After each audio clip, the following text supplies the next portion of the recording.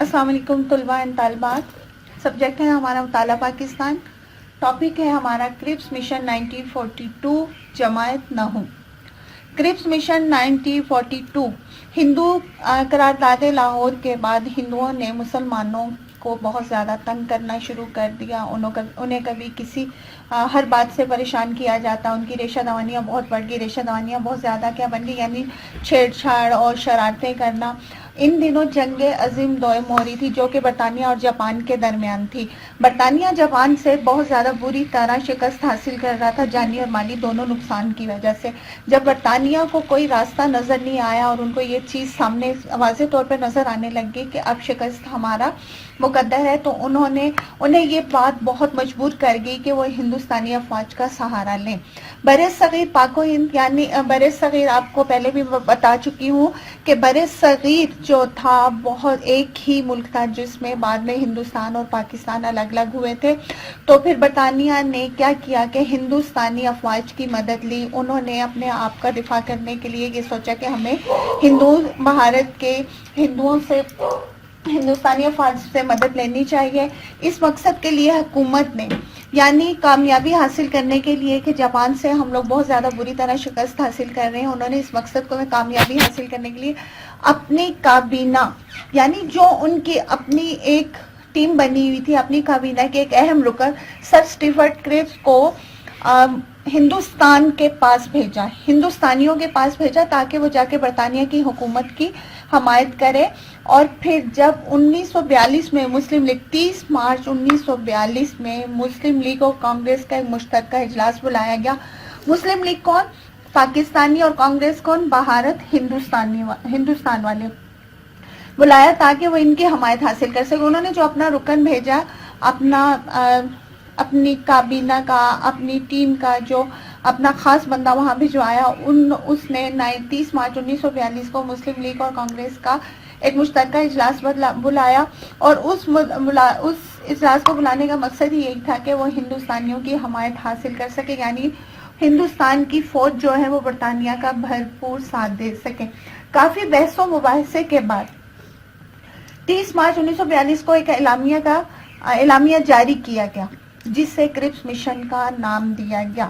اس کرپس mission میں مختلف تجاویز پیش کی گئی، یعنی انہوں نے جو سر اسٹیفرڈ کرپس تھے برطانیہ کی طرف سے، انہوں نے اپنے چند نکات پیش کیے اور انہوں نے کہا کہ ان تجاویز پر، ان نکات پر بات چیت ہونی چاہیے. اور یہ خاص ہیں جو انہوں نے تجاویز پیش کی، وہ ان میں سے چند ایک خاص میں آپ کو بتاتی ہوں. جس میں سب سے پہلے یہ تھا کہ جنگ کے بعد ملکی سطح پر ایک یونین قائم کی جائے گی جو خود مختار ہوگی، یعنی جب جنگ عظیم دوئم ختم ہو جائے گی، برطانیہ کو فتح حاصل ہو جائے گی یا برطانیہ کے حق میں فیصلہ ہوگا، تو اس کے بعد ایک یونین قائم کی جائے گی ملکی سطح پہ. پورا جو بر صغیر ہے اس میں ایک یونین قائم کی جائے گی جو خود مختار ہوگی، یعنی جو وہ یونین ہوگی وہ سارے فیصلے خود کرے گی. نمبر 2، صوبوں میں نئے انتخابات کروائے جائیں گے. پورے بر صغیر میں جتنے صوبے ہیں ان میں انتخابات ہوں گے. نمبر 3، مختلف منتخب اراکین ہندوستان کا نیا آئین تیار کریں گے.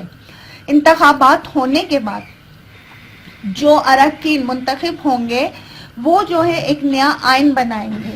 نمبر 4، نئے آئین کی منظوری تک برطانیہ ہندوستان کے دفاع کا ذمہ دار ہوگا، یعنی جب نیا آئین بن جائے گا اس کی منظوری جب تک نہیں ہو جاتی اس وقت تک برطانیہ جو ہے وہ ہندوستان کے دفاع کا ذمہ دار ہوگا، یعنی ہندوستان کے حق میں ہوگا، اس کے اچھے برے فیصلوں میں، اور اس کا سب اچھے برے فیصلوں کا ذمہ دار صرف برطانیہ ہی ہوگا. نمبر 4، وائسرائے کی انتظامی کونسل سیاسی جماعتوں کے نمائندوں پر مشتمل ہوگی. وائسرائے کی انتظامی سیاسی جماعتوں کے نمائندوں پر مشتمل ہوگی. وائسرائے کے جو برطانیہ والے تھے ان کی کونسل جو ہے انتظامی کونسل، وہ سیاسی، یعنی جو سیاست میں مختلف جماعتیں ہوں گی ان کے مختلف خاص جو بڑے بڑے ممبر ہوں گے یا اراکین ہوں گے ان پر مشتمل ہوگی. بہت غور و خوض کے بعد مسلم لیگ نے اس وجہ سے کرپس تجاویز کو ماننے سے انکار کر دیا. بہت سوچ بچار کی گئی.